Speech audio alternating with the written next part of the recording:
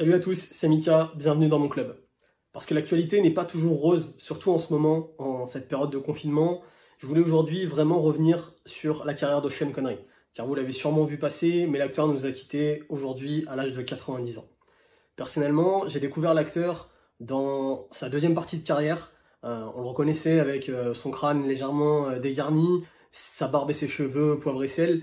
Il avait souvent à jouer des rôles de père spirituel ou de mentor, comme dans Highlander par exemple, où il va jouer le père spirituel de Christophe Lambert, comme dans Indiana Jones et la dernière croisade, où il va jouer carrément le père d'Indiana Jones, ou bien même dans peut-être ce qui est pour moi le meilleur film avec Sean Connery, Le Nom de la Rose, un film de Jean-Jacques Hano que je vous conseille fortement de regarder en ce temps de confinement.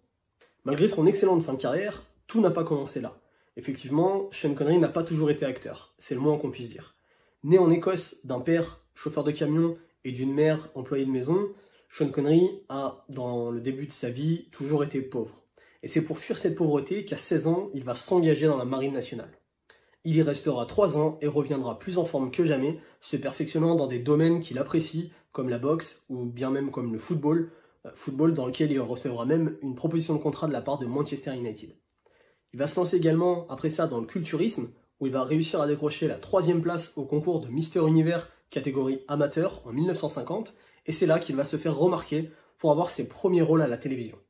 Malgré tout, il devra faire plusieurs petits boulots pour vivre, en plus de ses petits rôles d'acteur. Il va être maître-nageur, garde du corps, maçon, routier, il sera même polisseur de cercueils. C'est en 1962, et grâce à ses 1m88 de charme et de charisme, qu'il sera repéré dans un téléfilm sur la BBC et qu'il signera, malgré les doutes de Ian Fleming, son premier contrat pour le premier rôle de James Bond et le Dr No. Il incarnera donc pour la première fois le célèbre agent secret britannique et sera donc le premier à dire cette fameuse phrase Bond. James Bond. Après un succès sans appel, il sera propulsé au rang de star du 7e art et il incarnera 6 fois le rôle de l'agent secret le plus connu du monde au cinéma. On le verra notamment dans Bon baiser de Russie, dans Goldfinger, etc., etc. Malgré tout ça, en 71, il décidera d'arrêter d'incarner le personnage, ayant peur d'être un peu cantonné et restreint à James Bond uniquement. Malgré tout, en 83, il reviendra dans Jamais plus jamais, film un peu à part dans la saga, mais au titre tellement évocateur pour lui. S'ensuivra une carrière d'acteur extraordinaire avec d'excellents films comme Haute Voltige, comme À la poursuite d'Octobre Rouge, comme The Rock, un de mes films préférés également, mais surtout en 87, Les Incorruptibles de Brian De Palma, film dans lequel il recevra l'Oscar du meilleur second rôle, le point culminant de sa carrière.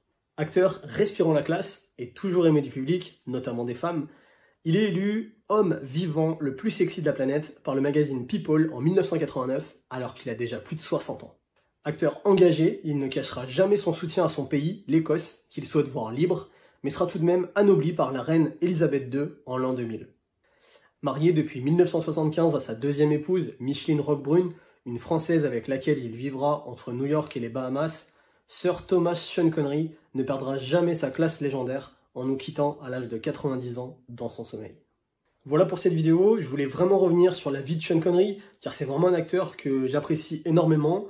Je ne l'ai pas fait pour tous les acteurs, je n'ai pas fait de vidéo pour Chadwick Boseman ou pour d'autres, mais Sean Connery c'est vraiment un acteur de mon enfance. Je l'ai découvert grâce à mon père, c'est mon père qui m'a fait voir en premier Le Nom de la Rose, j'en parlais tout à l'heure, et du coup j'ai tout de suite accroché. Pour moi c'est vrai que Sean Connery a toujours été un peu vieux, je l'ai toujours connu comme ça dans tous les films qu'il a fait dans les années 90 qui sont tous cultes. Voilà, donc je lui fais un petit bisou, je remercie mon père pour ça. Voilà, on arrive à une époque fatalement où on commence, pour les gens de ma génération, à perdre nos idoles. C'est comme ça, chaque génération y a droit. On est tout le temps choqué dès que ça arrive, mais chaque génération y a droit, je le répète. Il y en a certains, la génération de nos parents, ont perdu Claude François, ont perdu voilà, plein d'idoles qu'ils avaient eux, Elvis Presley. Voilà. Nous, on a commencé à perdre nos idoles, on n'a plus de Michael Jackson, on n'a plus de Johnny pour certains. Demain, peut-être qu'on perdra Sylvester Stallone, Bruce Willis ou Schwarzy.